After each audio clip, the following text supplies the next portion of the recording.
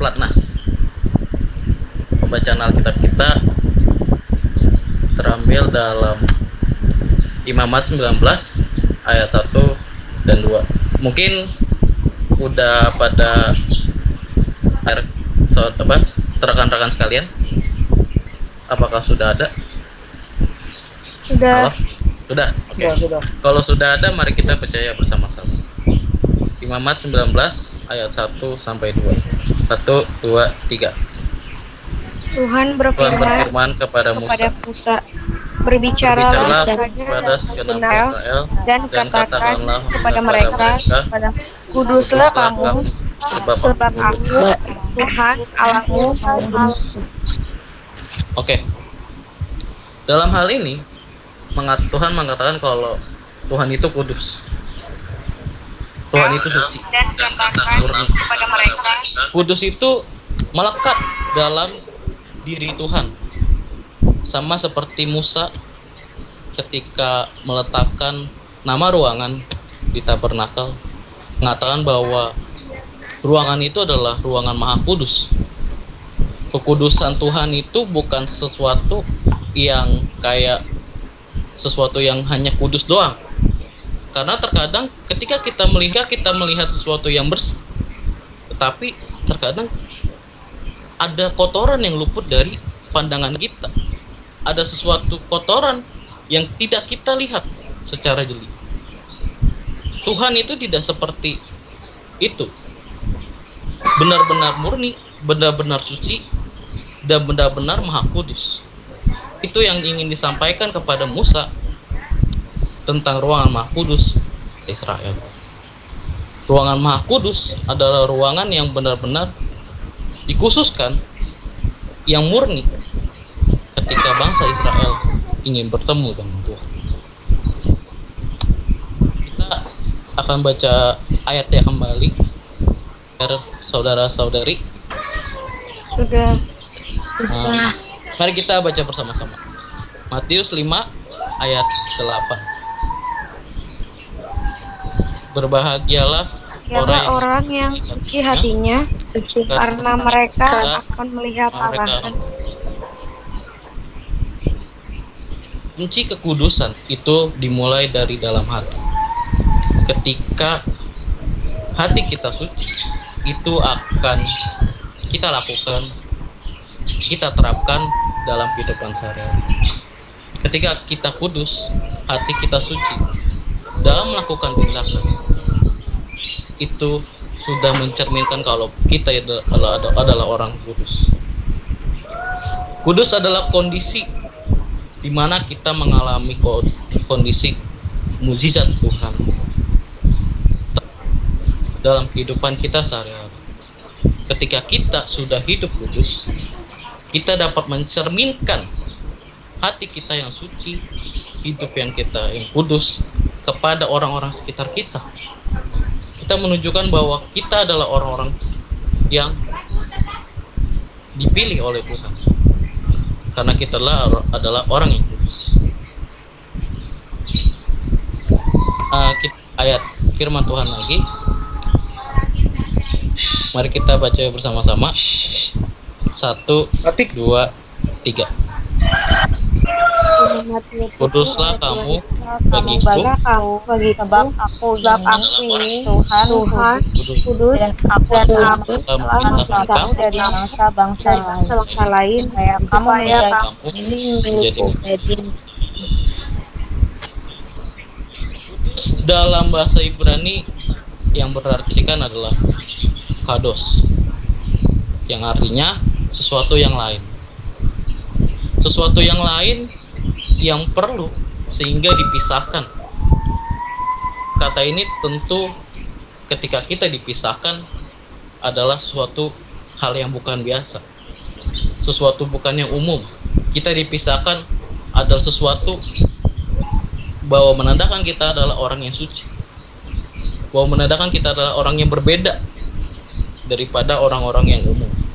Kita dipisahkan daripada orang-orang yang tidak kudus. Kita adalah orang yang suci, adalah orang yang kudus. Karena kita adalah orang-orang yang luar biasa. karena kita adalah orang-orang yang dipilih oleh Tuhan.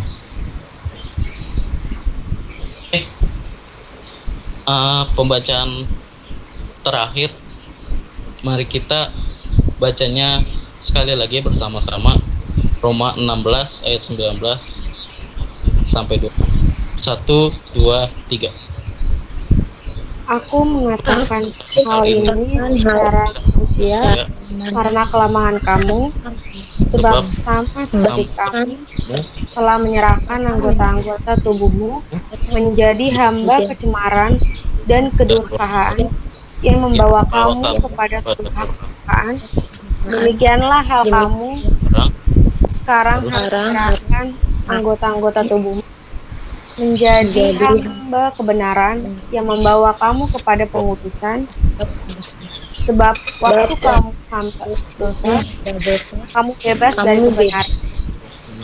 Dan semua apa yang petik daripadanya, semuanya itu menyebabkan kamu merasa malu karena sudah ialah kematian.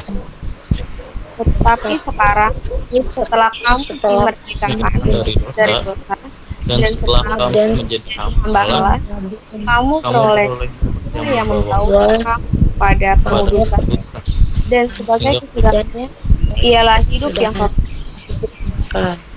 Oke. Dalam pembacaan Roma ayat 6 Roma 6 ayat 19 sampai 22, pada membuat kita menjadi malu. Dan kematian adalah kesudahan dari dosa kita. Dalam kita dimerdekakan dari kuasa dosa. Kita bukan lagi menjadi hamba dosa, melainkan menjadi hamba Tuhan. Kita dikuduskan untuk melakukan pekerjaan yang mulia.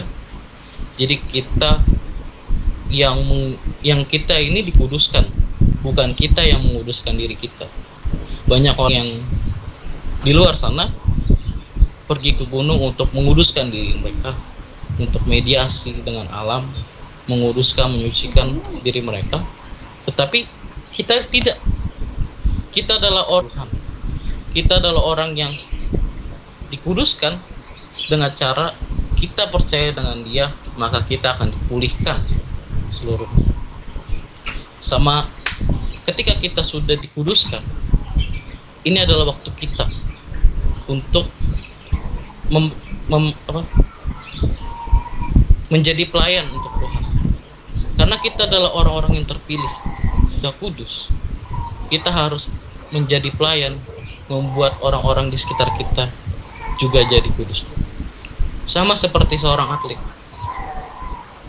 Ketika dia dipanggil oleh pelatnas untuk masuk dalam pelatnas, diri dia menjadi miliknya.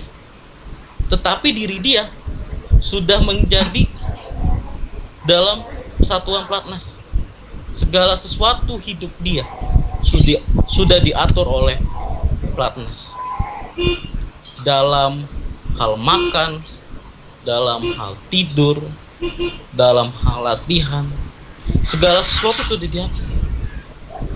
Apapun yang kebutuhan sudah diatur oleh tempat pelatnas. Kehidupan dia bukan dari kehidupan egonya dia lagi. Dia tidak bisa nongkrong lama-lama. Dia tidak bisa makan yang macam-macam. Segala sesuatu sudah diatur oleh dokternya. Segala sesuatu sudah ditentukan takarannya. Panggilan ini adalah panggilan yang suatu kebanggaan menjadi wakil negara, mewakili negara dalam kompetisi. Sama seperti kita, ketika kita dipilih, kita tidak bisa lagi menjadi orang yang sama seperti dulu. Ketika kita dipulihkan, kita tidak bisa lagi menjadi orang yang seperti dulu. Kita memegang namanya tugas, kewajiban, yaitu adalah hamba Allah. Kita adalah orang yang bisa membuat orang berubah. Tentu dalam hal ini atlet juga memiliki namanya seorang pelatih. Tugas pelatih adalah menghibur dia, ketika pelatih adalah menyemangati dia dalam ketika dia kalah, menghibur dia, memberikan dia cara-cara yang tepat untuk dapat menang. Sama seperti kita, ketika kita lelah dengan pelayanan, ketika kita lelah dengan kehidupan kita sebagai orang yang kudus, terkadang kita lelah, capek dalam menghadapi kehidupan yang selalu mencela kita. Tetapi kehidupan kita juga memiliki pelatih yang menolong kita, pelatih yang menghibur kita, yang selalu mengingatkan kita dengan cara hidup kudus, dengan cara membagi sukacita di lingkungan sekitar. Hidup kita bukan lagi milik kita, tetapi milik Tuhan. Kita adalah ciptaan yang baru. Yang lama sudah tentu ada konsekuensinya.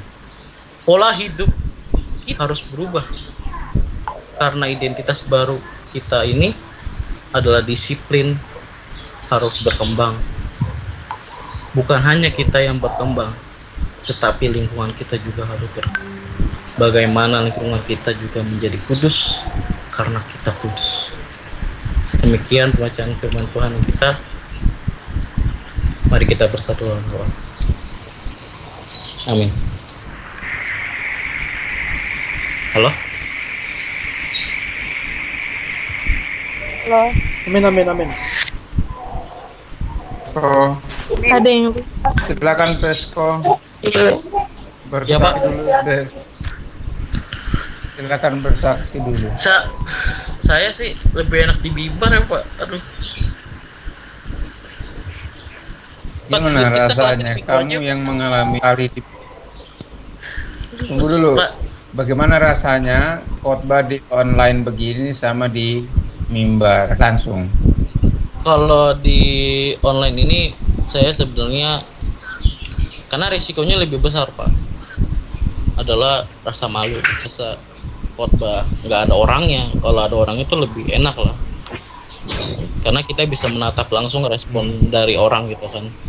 Kalau di online gini kan kita nggak tahu respon mereka kayak gimana Pak. Itu yang saya nggak suka Pak.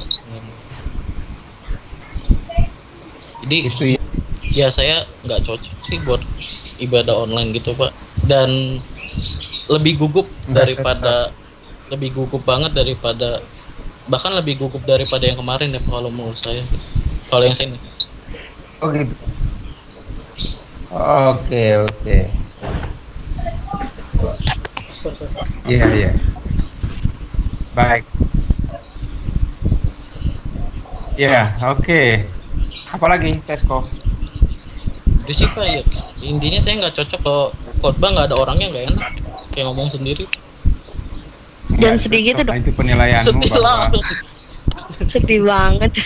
Kan terkadang banyak Salah. kan apa kayak gereja-gereja gitu kan, ketika diajakin khotbah online mereka malah menghindar karena ya resikonya besar.